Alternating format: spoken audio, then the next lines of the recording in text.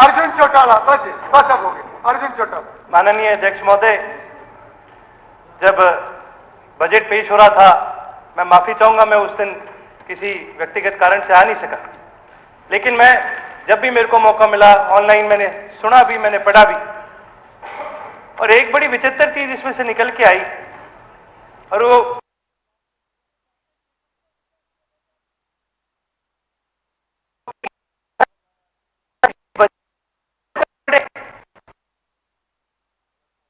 इसमें सबसे बड़ी चीज ये सामने आती है कि हमारा जो जीएसपीडी है, जो ग्रॉस स्टेट डोमेस्टिक प्रोडक्ट है, वो है 9%, और लगातार हमारा जो डेट है पिछले 4 साल से 13% पर एनम, यानी हर साल 13% से बढ़ता जा रहा है। आज हमारा डेट है 26.7% है लगभग, और उसके अलावा 2% और डेट है जो स्टेट स्पॉन्सर्ड या जो स्टेट की जो पब्लिक डिपार्टमेंट्स की जो अलग से जो डेट उठाते हैं, स्टेट पब्लिक इंटरप्राइजेस जो अलग से डेट उठाती है, उसकी गारंटी भी हरियाणा सरकार ही देती है, वो भी 2% है, यानी 28% से ज्यादा आज हमारा डेट है, और हमारा जो जीडीपी है वो 9% से कम है। ये गैप अध्यक्ष महोदय जीडीपी और कर्जे के बीच में 20% से ज्यादा है, और ये जो एफएसआरबी जो रिकमेंडेशन देती है ये इससे बहुत ज्यादा है। आज हमारे पास स्पीकर महोदय, बात तो ठीक है, चलो सारे करते हैं जी, कर्जा इसका नहीं है, कर्जा लोगों पे नहीं आएगा, कर्जा किसी पे तो आएगा, चाहे वो सरकार पे आए चाहे वो लोगों पे आए, कर्जा तो देखो हमारा ही है, और इस कर्जे को कोई एड्रेस ही नहीं कर रहा। और अगर हम इस कर्जे को एड्रेस नहीं करेंगे तो देखो जी, ये तो एक बबल है, गुब्बारे की तरह, जितना गुब्बारे के अंदर हवा भरेंगे, जितना कर्जा भरते रहेंगे, एक पॉइंट है, चलो ठीक है, इतना हम सहन कर लेंगे, पर कभी ना कभी तो ये फटेगा। और इसका इससे ज्यादा दूर उदाहरण हमें देखने के लिए जरूरत नहीं है। कल पंजाब विधानसभा का बजट सेशन शुरू हो रहा है, और हमें पता है पंजाब प्रदेश के क्या हालात हो चुके हैं। आज उनके पास अपने एम्प्लॉइज को तनख्वाह देने के पैसे नहीं है। यह नुकसान होता है जब हम गौर नहीं करते कि हमारा जो खर्चा है, जब उसको हम रोकते नहीं है, या फिर अगर हम रेवेन्यू नहीं जनरेट कर सकते, तो इससे जी हमारा नुकसान होता है, और थोड़ा नहीं बहुत बड़ा नुकसान होता है। फिर उसके बाद इसके अंदर 3 प्रमाणित सेक्टरों के बारे में जिक्र किया गया। भाई बड़ी सरकार ने पीठ थपथपाई कि जी हमारा प्राइमरी सेक्टर से 18% हमने रेवेन्यू जनरेट करा, सेकेंडरी सेक्टर से हमने 29% जो रेवेन्यू है वो जनरेट करा, टेरिशरी सेक्टर से यानी सर्विस सेक्टर से हमने 53% रेवेन्यू जनरेट करा। भाई सुनने में तो बड़ा अच्छा लगा, भाई सर्विस सेक्टर हमारा इतना आगे चले गया, लेकिन हम एक एग्रेरियन इकोनॉमी थे, हम कृषि प्रधान प्रदेश है, और एकदम से हमने जंप मारी सर्विस सेक्टर पे, हमने अपने इंडस्ट्रियल सेक्टर को बढ़ाने का काम ही नहीं करा।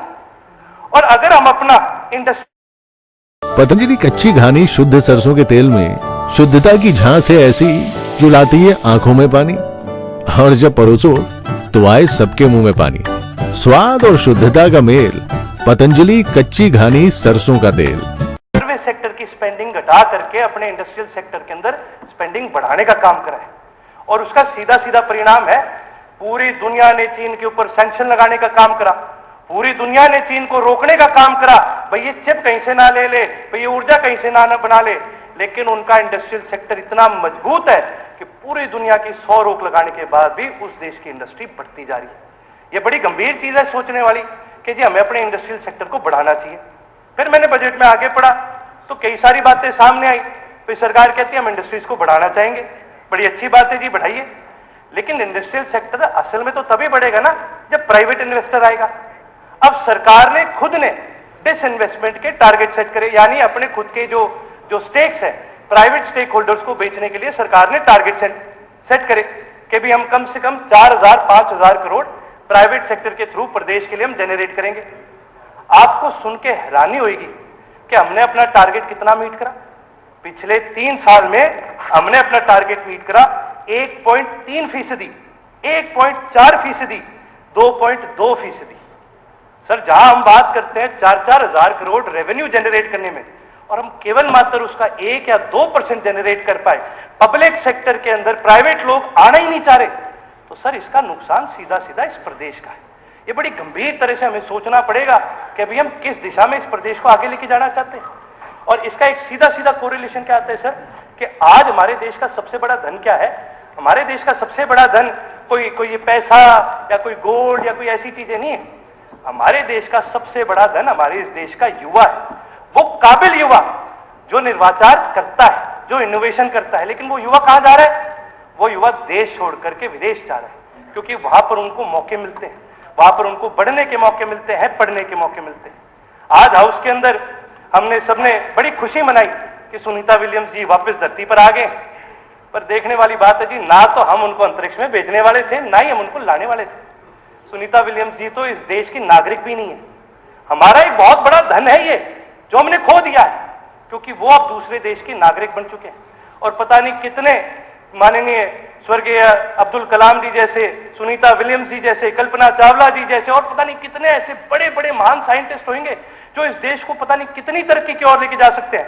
लेकिन वो देश छोड़ के जा रहे हैं स्पीकर महोदय, और वो जाते रहेंगे जब तक हम उनको एक बढ़िया मौका, एक तगड़ा मौका यहां पर बस करके इनोवेशन लाने का मौका ना दें। ये बड़ी गंभीर चीज सोचने वाली है।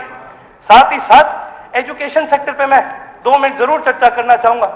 कुल जो बजट था, मैं कुल बजट की बात करूंगा, कुल बजट में से 11% से ज्यादा जो पैसा खर्च किया गया था वो एजुकेशन सेक्टर में किया गया था। अब की बार कुल बजट में से 10% के आसपास एजुकेशन सेक्टर में खर्च किया जा रहा है।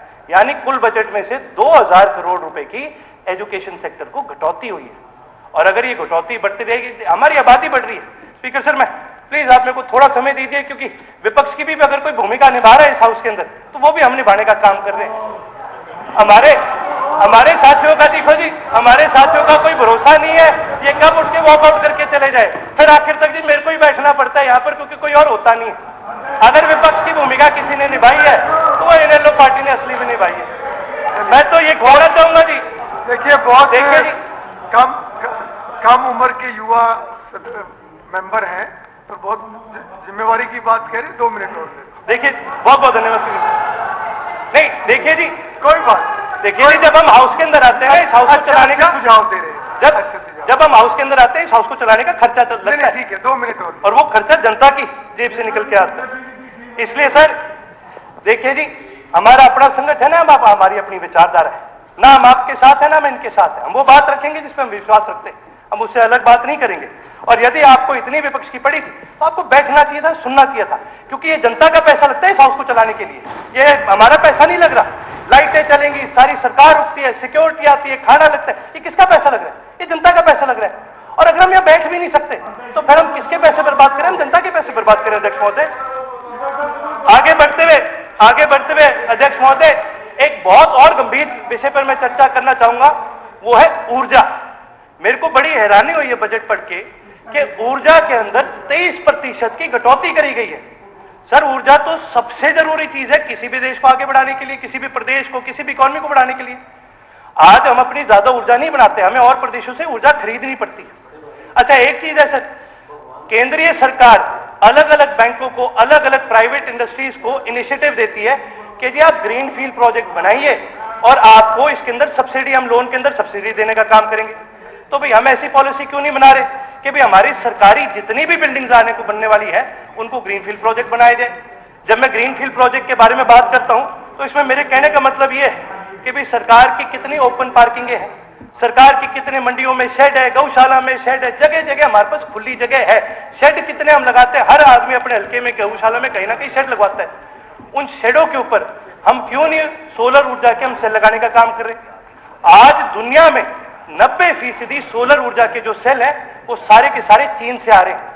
अगर हम अपनी इंडस्ट्री को बढ़ाने का काम करें, हमें वो सोलर ऊर्जा के सेल अपने देश के अंदर बनाने चाहिए, वो लगाने चाहिए, ताकि हमारा जो एक बिजली के ऊपर जो एक बहुत बड़ा खर्चा जाता है दूसरे प्रदेशों पे, उसको हम घटाने का काम करें। बाकी मैं चीजें सर आपको लिख के भेजने का काम करूं टेबल पर, आपने समय दिया, बहुत बहुत धन्यवाद है सर। श्री